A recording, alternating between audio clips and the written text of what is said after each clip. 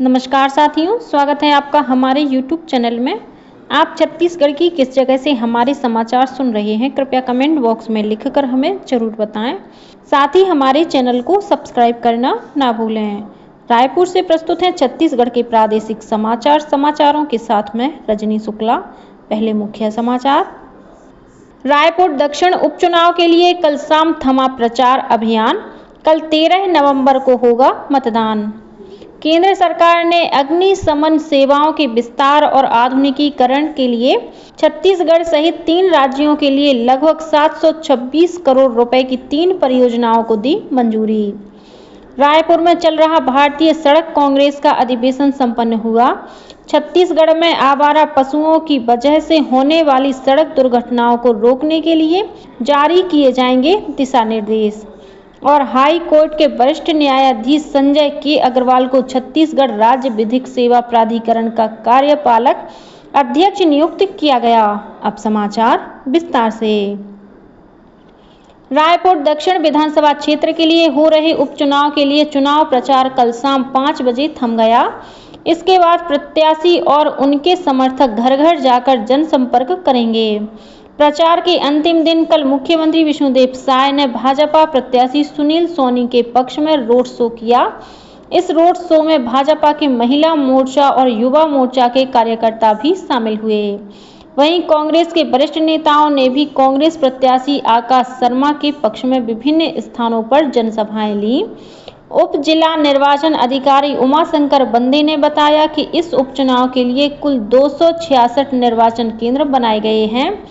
उसके लिए मतदान दलों को आज सुबह 7 बजे रवाना किया जाएगा। मतदान सामग्री का वितरण रायपुर में सेज पहाड़ स्थित इंजीनियरिंग महाविद्यालय से किया जाएगा। रायपुर दक्षिण विधानसभा क्षेत्र के लिए उपचुनाव लड़ने वाले विभिन्न राजनीतिक दलों के प्रत्याशियों को मतदान से एक दिन पहले विज्ञापनों का प्रमाणन, मीडिया प्रमाणन तथा निगरानी समिति से कराना होगा। रायपुर दक्षिण विधानसभा उपचुनाव के लिए कल 13 नवंबर को मतदान के दिन इस विधानसभा क्षेत्र के मतदाता अधिकारियों, कर्मचारियों के लिए अवकाश की घोषणा की गई है। इस बीच रायपुर पुलिस ने पुरानी बस्ती थाना क्षेत्र के भाटा गांव में जांच के दौरान एक कार से करीब 27 लाख रुपए नकद जब्त किए हैं।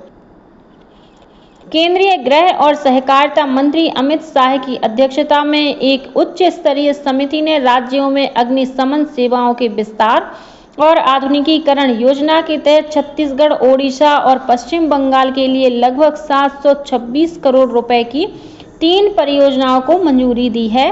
समिति ने छत्तीसगढ़ के लिए 147 करोड़ 76 लाख रुपए मंजूर किए हैं।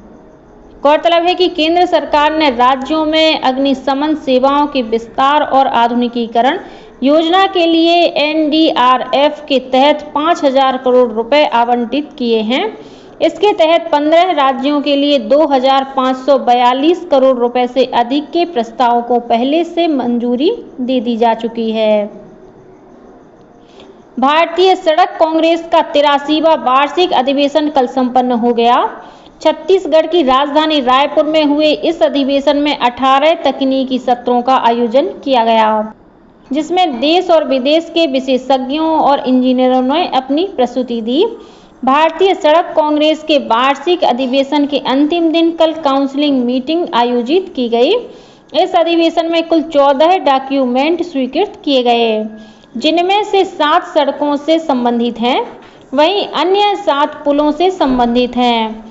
भारतीय सड़क कांग्रेस के महासचिव संजय कुमार निर्मल ने बताया कि अधिवेशन में जन सुविधाओं से संबंधित एक डॉक्यूमेंट भी स्वीकृत किया गया है। 4 दिनों तक चलने वाले इस वार्षिक अधिवेशन में सड़कों की गुणवत्ता पर एक पैनल डिस्कशन भी हुआ। इस पैनल डिस्कशन में आए विचारों और सुझावों के आधार पर भारतीय सड़क कांग्रेस एक रिपोर्ट तैयार कर भारत सरकार को भेजेगी।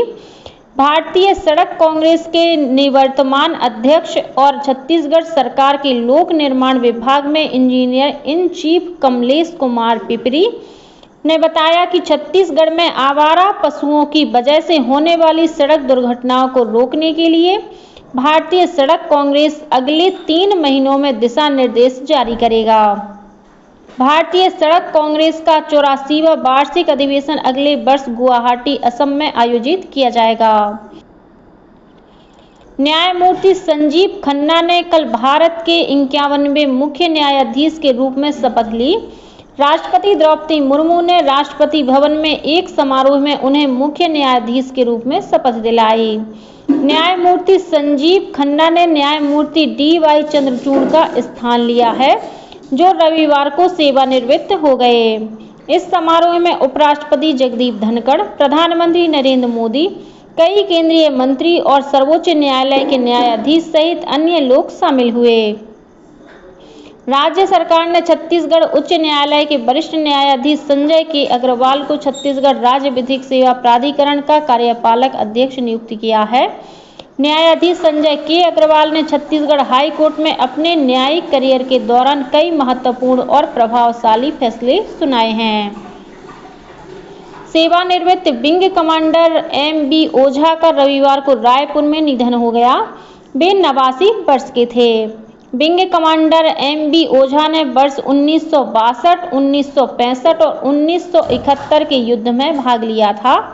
श्री ओझा भारतीय शांति सेना के अन्य मिशनों में भी शामिल रहे। 1971 के युद्ध के बाद जब पाकिस्तानी सेना के 90,000 सैनिकों ने जनरल जगजीत सिंह अरोड़ा के समक्ष हथियार डाले थे, आत्मसमर्पण के उन पलों के विंग कमांडर एम.बी. ओझा भी साक्षी बने थे। राज्यपाल रमेन डेका और मुख्यमंत्री विष्णुदेव साय ने सेवानिवृत्त विंग कमांडर एम.बी. ओझा के निधन पर उन्हें श्रद्धांजलि अर्पित की है। भगवान बिरसा मुंडा की जयंती के अवसर पर जशपुर जिले में कल 13 नवंबर को जनजातीय गौरव दिवस मनाया जाएगा। इस अवसर पर आयोजित होने जा रही पदयात्रा में वॉलंटियर्स बनने के लिए 800 से अधिक युवाओं ने माई भारत वॉलंटियर्स पोर्टल पर पंजीयन करा लिया है। कल शासकीय रामभन राय स्नातकोत्तर महाविद्यालय में कलेक्टर रोहित व्यास ने माई भारत पोर्टल में पंजीयन के लिए युवाओं को प्रोत्साहित किया। इस पदयात्रा में केंद्रीय युवा कार्यक्रम और खेल मंत्री डॉक्टर मनसुख मांडविया के साथ ही छत्तीसगढ़ के मुख्यमंत्री विष्णुदेव साय भी शामिल होंगे। बलरामपुर जिले के मुरका गांव के जंगलों में एक हाथी का शव मिला है। यह घटना बाड्रफ नगर के माणिकपुर वन परिक्षेत्र की है। हाथी की मौत का कारण अभी स्पष्ट नहीं हो पाया है। वन विभाग की टीम मौके पर पहुंचकर जांच कर रही है। इस बीच गरियाबंद जिले के सीता नदी क्षेत्र में पोटास बम फटने से हाथी के शावक के घायल होने की खबर है। उधर कोरिया जिले में एक बाघ की मौत होने की खबर है। ग्रामीणों ने बीते 8 नवंबर को खनखोपड़ नाले के पास बाघ का शव होने की सूचना वन विभाग को दी, जिसके बाद वन विभाग की टीम ने घटनास्थल के आसपास 1.5 से 2 किलोमीटर के दायरे में तलाशी ली। प्रारंभिक जांच में पाया गया कि बाघ का शव 2-3 दिन पुराना था। इस मामले की जांच की जा रही है। राज्य आपराधिक अन्वेषण ब्यूरो (EOW) में दर्ज FIR के बाद पूर्व महाधिवक्ता सतीश चंद्र वर्मा ने अग्रिम जमानत के लिए रायपुर की विशेष कोर्ट में याचिका लगाई है। इस जमानत याचिका पर कल 13 नवंबर को सुनवाई होगी। गौरतलब है कि छत्तीसगढ़ के बहुचर्चित नान घोटाला मामले में 2 पूर्व IAS अधिकारियों के साथ ही पूर्व महाधिवक्ता के खिलाफ भी मामला दर्ज किया गया है। और अब कुछ समाचार संक्षेप में। इंडिया पोस्ट पेमेंट बैंक द्वारा पेंशन और पेंशनभोगी कल्याण विभाग के सहयोग से 1 से 3 नवंबर तक राष्ट्रव्यापी डिजिटल जीवन प्रमाण पत्र अभियान चलाया जा रहा है। प्रदेश में समर्थन मूल्य पर 14 नवंबर से धान खरीदी शुरू होगी। गौरेला पेंड्रा मरवाही जिले की कलेक्टर लीना कमलेश मंडावी ने जिले के 20 धान खरीदी केंद्रों में ग्रामीण कृषि विस्तार अधिकारियों को नोडल अधिकारी नियुक्त किया है। और गरियाबंद जिले के कोदोपाली में धान खरीदी केंद्र खोले जाने की मांग को लेकर 25 से अधिक गांवों के हजारों किसानों ने कलेक्ट्रेट में प्रदर्शन किया। इसी के साथ छत्तीसगढ़ के समाचारों का ये बुलेटिन समाप्त हुआ। नमस्कार।